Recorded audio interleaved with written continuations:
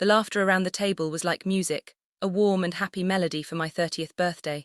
The restaurant was beautiful with low golden lights that made everything sparkle.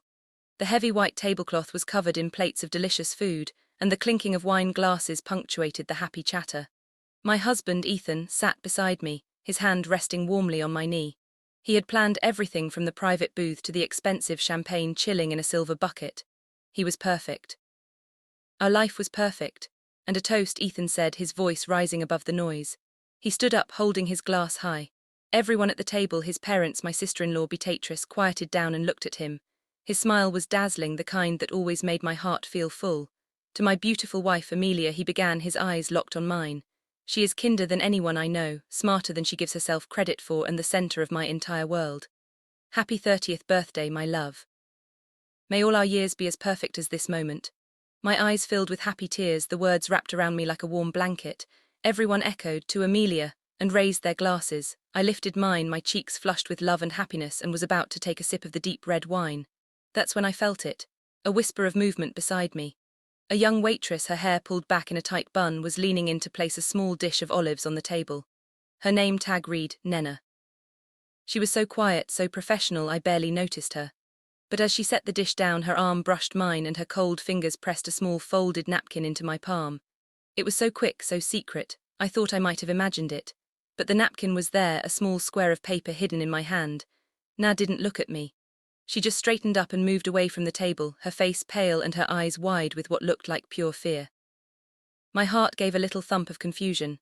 Maybe she dropped it, a joke from one of my friends perhaps. While Ethan started telling a funny story about our honeymoon, I slowly unfolded the napkin under the table, hidden from view. The writing inside was messy, scrolled in blue pen as if by a shaking hand. It wasn't a joke. It wasn't a happy birthday message. It was just 3 simple words: don't drink that asterisk. The happy music of the restaurant suddenly faded away, replaced by a loud buzzing in my ears. The air, which had been warm and filled with the smell of good food, now felt thick and cold. My blood didn't just run cold, it turned to ice in my veins. I stared at the words, my mind refusing to understand them. Asterisk, don't drink that. Asterisk, it had to be a mistake, a silly, cruel prank. I slowly lifted my head, my hand trembling under the table. I looked at the smiling faces around me. Ethan's parents were laughing at his story. Ethan himself was beaming, the perfect, loving husband. Then my eyes landed on my sister-in-law, Beatrice. She was watching me. Her smile was bright, but it didn't quite reach her eyes. There was something sharp and cold in her gaze, a look that said she was enjoying a secret I wasn't part of. My gaze dropped to the wine glass in front of me. The rich, dark liquid swirled innocently. It was the same wine everyone was drinking. What could possibly be wrong with it? My mind was screaming, this is crazy, you're being paranoid, it's your birthday, asterisk, but I couldn't shake the image of Naz's terrified face. I couldn't ignore the cold dread coiling in my stomach. I had no time to think, no time to reason, I had to act. A wild idea born from pure animal instinct flashed in my mind. I forced a smile onto my face, a smile that felt brittle and fake. I raised my glass again, stopping Ethan mid-story. Actually, I said, my voice surprisingly steady, I'd like to make one more toast to family, to all of us being here together. It means the world to me. They all smiled, pleased by the sentiment. To family, they chorused, lifting their glasses once more. In that small, perfect moment of distraction, as everyone's glasses moved through the air, my hand shot out. It was a quick, smooth movement. I clink-egged my glass against Beatrix, and in that split second I switched them. I placed her full glass in front of me and my full glass in front of her. No one noticed. The motion was lost in the happy shuffle of the toast. I took a tiny fake sip from my new glass from Beatrix's glass and set it down. My heart was pounding so hard against my ribs, I thought it might break. I'm losing my mind. I thought asterisk I just did something completely insane. For the next 3 minutes time seemed to slow down. I watched Beatrice, my breath caught in my chest. She took a long, deep drink from her glass, my old glass. She laughed at something her father said. She dabbed her lips with her napkin. Everything was normal. I felt a wave of foolishness wash over me. I had overreacted. I had let a silly note turn me into a paranoid mess. Beatrice was in the middle of telling a story about her new promotion at work. And then my boss said to me, she started, her voice full of pride. Then she stopped, her smile faltered. Her eyes went wide, then glazed over, losing focus. Her hand, the one holding her wine glass, went slack. The glass tipped, spilling red wine like blood across the white tablecloth. Before anyone could react, her eyes rolled back into her head and she collapsed forward, her body hitting the table with a sickening final thud. The laughter died instantly. The music of the restaurant was swallowed by a terrible, shocked silence. Then a single piercing scream cut through the air. It might have been mine. That morning everything had been perfect. I woke up not to the sound of my alarm but to the smell of fresh coffee and pancakes. Sunlight was streaming through our bedroom window, and Ethan was standing there with a breakfast tray, a single red rose in a small vase beside the plates. He leaned down and kissed me, his smile as warm as the morning Sunday. "Happy birthday, my love," he whispered. "The big three. Oh, I'm the luckiest man in the world." I felt like the luckiest woman. We ate breakfast in bed, laughing as I got syrup on the white duvet. He told me he had a few surprises for me. The first was a small, elegantly wrapped box. Inside was a diamond necklace, so delicate and beautiful it took my breath away. It must have cost a fortune. "Ethan, it's too much," I said, my voice thick with emotion. "Nothing is too much for you," he replied, fastening it around my neck. "And there's more." He handed me a much larger box. It was a designer handbag I had pointed out in a magazine months ago, never dreaming I would actually own it. He had remembered. He always remembered the little things. The day felt like a dream. He told me to relax, to do whatever I wanted while he finalized the plans for my birthday dinner. "I've booked the best table at Times.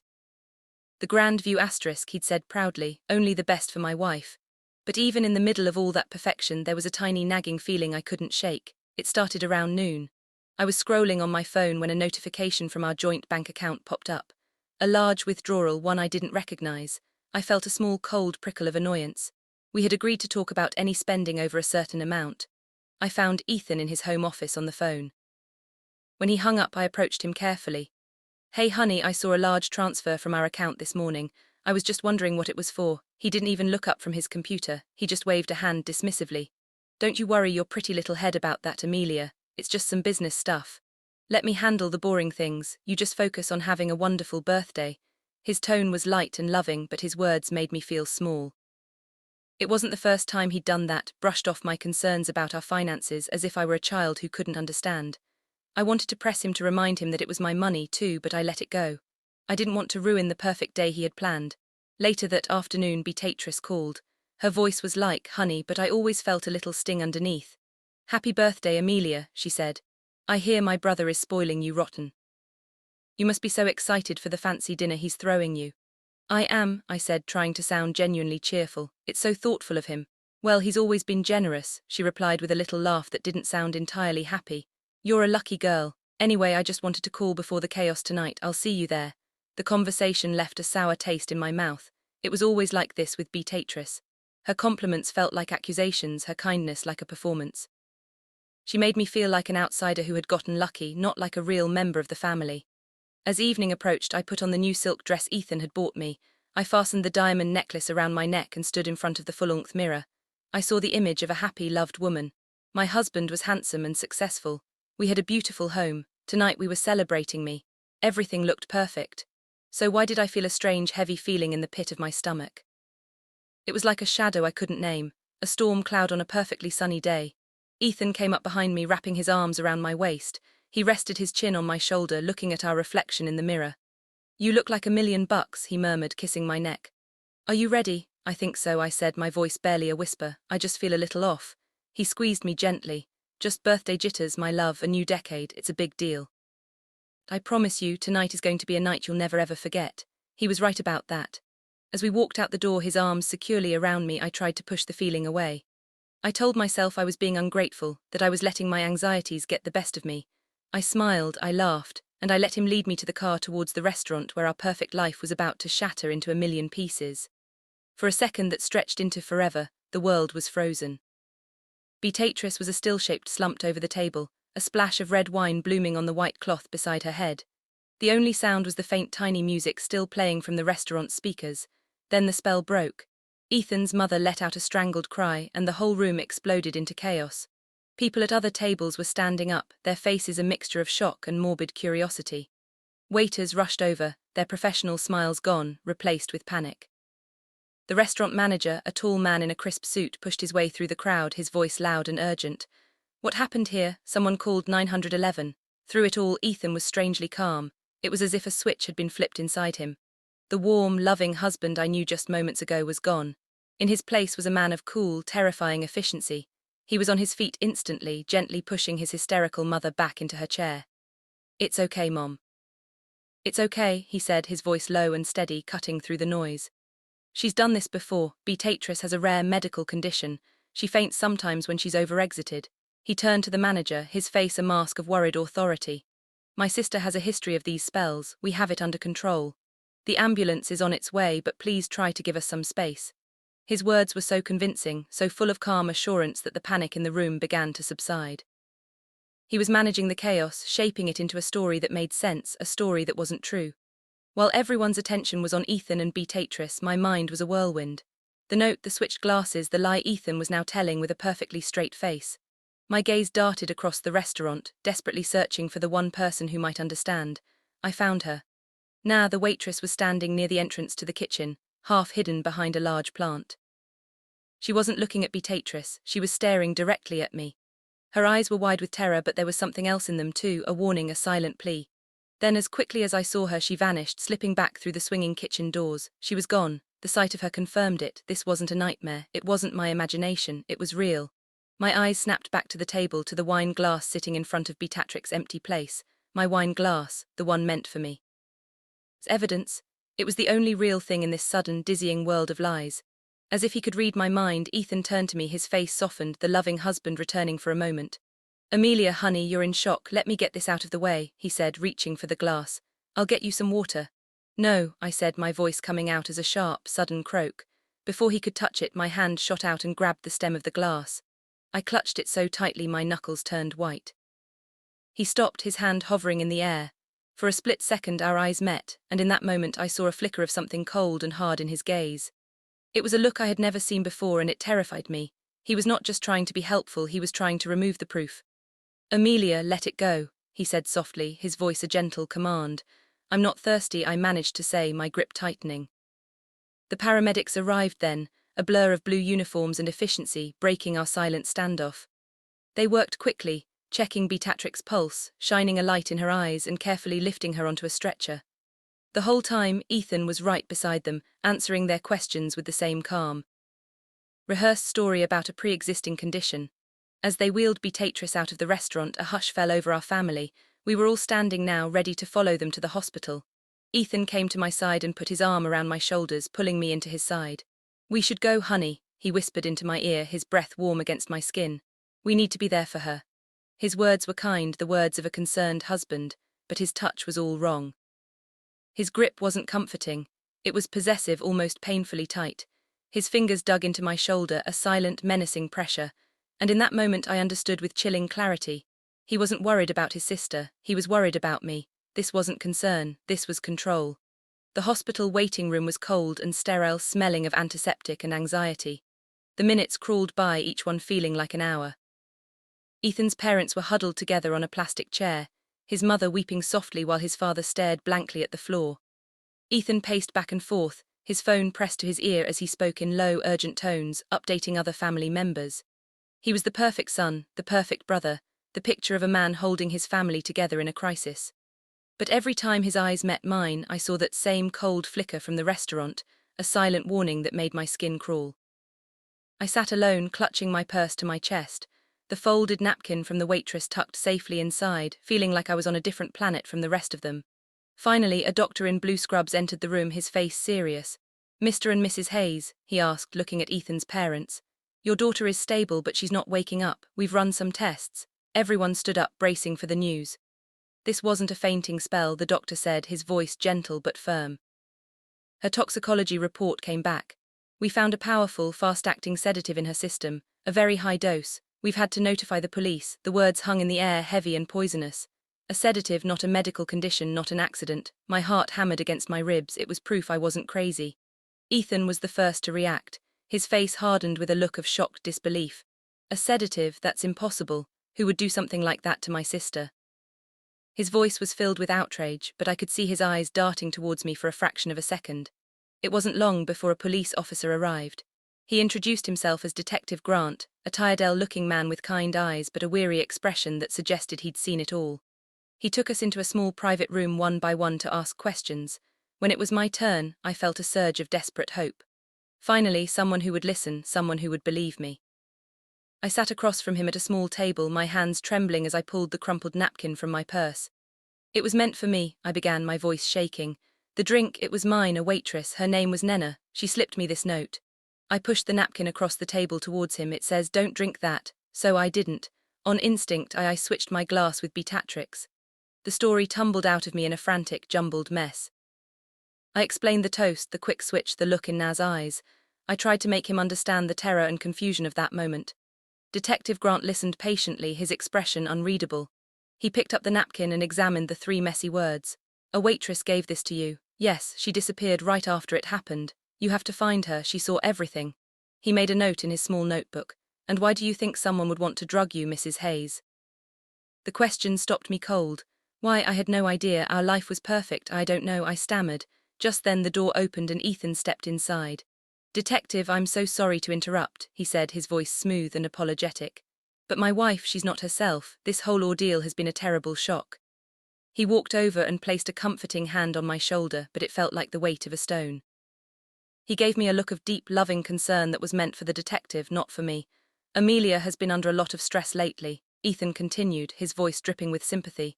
She has a very active imagination. She sometimes gets ideas in her head that feel very real to her.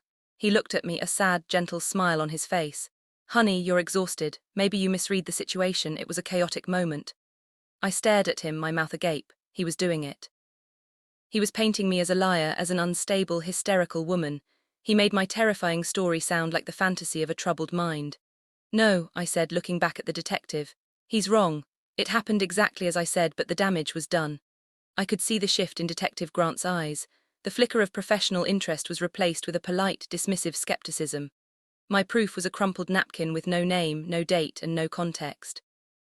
My only witness was a waitress who had vanished, and the person who should have been my strongest supporter was calmly and masterfully dismantling my credibility piece by piece. He was turning me into the suspect, the jealous sister-in-law, the unstable wife. I left that room feeling a cold, suffocating terror. I was utterly alone, trapped in a story where the truth sounded like a lie and the liar sounded like the only sane person in the room. The next 24 hours were a waking nightmare. Beatrix was moved from the emergency room to a private one where she lay unconscious, machines beeping softly beside her bed. The family kept a silent, mournful vigil. Every time I tried to speak to insist that we were all missing the point, Ethan would give me a gentle warning look or his mother would start crying again. My words were treated as the ramblings of someone in shock, inconvenient and unhelpful. The police had taken my statement, but it was clear they weren't taking it seriously. Detective Grant had called once to say they were looking into it, but his tone was flat. The professional courtesy of an officer closing a file on a bizarre but unsolvable family drama. The official theory whispered between Ethan and his parents was that Beatrix must have taken something herself, perhaps an accidental overdose of a sleeping pill. It was a neat, tragic story that required no villain except for me, the hysterical wife who was making things worse. I felt like I was screaming in a soundproof room. The truth was right there, but no one could hear me. I knew then that if I was going to find any answers, I would have to find them myself. My only hope was Nah. The following morning, I told Ethan I was going out to get some air. He watched me leave with an unreadable expression, his eyes shadowed with what looked like disappointment, but I knew was something far more sinister. I drove straight to Times, the Grand View *, my heart pounding with a mixture of hope and fear. The restaurant was quiet, preparing for the lunchtime rush. I found the same manager from the night of the incident polishing glasses behind the bar. Excuse me, I said, my voice barely a whisper. I was here 2 nights ago for my birthday. There was an incident. His face tightened. Yes, ma'am, I remember terrible business. Is your sister-in-law all right? She's stable. I lied, not wanting to get into the details. I'm trying to find one of your waitresses. Her name is Nenna. It's very important that I speak with her. The manager sighed, setting a glass down. You and the police both, he said. She didn't show up for her shift yesterday. Called in the morning and quit just like that. Said she had a family emergency and had to leave town. Didn't even wait to pick up her last paycheck. He shook his head. I gave the detective her employee file, but the address was an old one and the phone number is disconnected. She's gone. The words hit me like a physical blow, a dead end. Nah had run. It was the most damning confirmation of my story, but it was also the one thing that made me look even more obsessed and unhinged. Who would believe me now? The mysterious disappearing waitress sounded like a character I had invented. I drove. Like a character I had invented. I drove home in a daze, the walls of my perfect life closing in on me. I felt trapped, hunted. What had Nas seen that had made her so terrified she'd leave her job and disappear? What was Ethan hiding? The memory of him dismissing my financial concerns on my birthday resurfaced, a small nagging splinter in my mind. Don't you worry your pretty little head about that. Asterisk. That night after Ethan had fallen asleep, I crept out of bed and went to his office. My hands were shaking so hard I could barely type in the password to his laptop, our anniversary. A date that now felt like a mockery. I didn't know what I was looking for. Bank statements, emails, anything that didn't fit the perfect picture he presented to the world. For hours I found nothing. Just business spreadsheets, emails to clients, and family photos. I was about to give up, to crawl back into bed and accept that I was losing my mind when I saw it. A folder on his desktop titled simply Admin. It seemed innocuous, boring, but on a gut feeling I clicked it open. Inside were dozens of password-protected documents. I tried every password I could think of. Our birthdays, our pet's name, our wedding date. Nothing worked. Then I remembered a conversation from years ago about the name of his first dog. A silly, clumsy golden retriever he loved as a child. Samson. I typed it in. The first file opened. It was a bank statement from an account I had never seen before, an account in his name only, and it was almost empty. I opened another and another.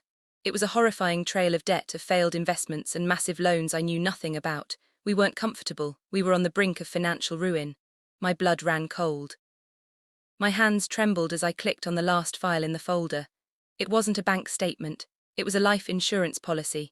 It had been taken out 3 months ago. The policy was for $2 million, and the sole beneficiary in the event of my accidental death was him. The insurance document glowed on the laptop screen, a digital serpent coiled in the darkness of the office. $2 million. The words seemed to pulse with a life of their own. Each zero a cold, dead eye staring back at me. Accidental death. The phrase echoed the story he had been so ready to tell the paramedics and police. It wasn't just a policy. It was a script for a tragedy in which I was the star and he was the grieving, wealthy widower. I printed the document, my hands moving with a numb mechanical precision. The quiet hum of the printer was the only sound in the house, a machine spitting out the ugly truth, 1 page at a time. I sat in the dark for what felt like hours, the papers clutched in my hand, the pieces of the puzzle clicking into place with horrifying speed. The debt, the secrecy, the way he brushed off my questions about money, the perfectly planned birthday dinner. The wine meant only for me. It was all there. A meticulously crafted plan that had been derailed by a terrified waitress and a split-second instinctual decision. I didn't wait until morning. I couldn't. I walked back into our bedroom, the printed pages feeling as heavy as a tombstone in my hand.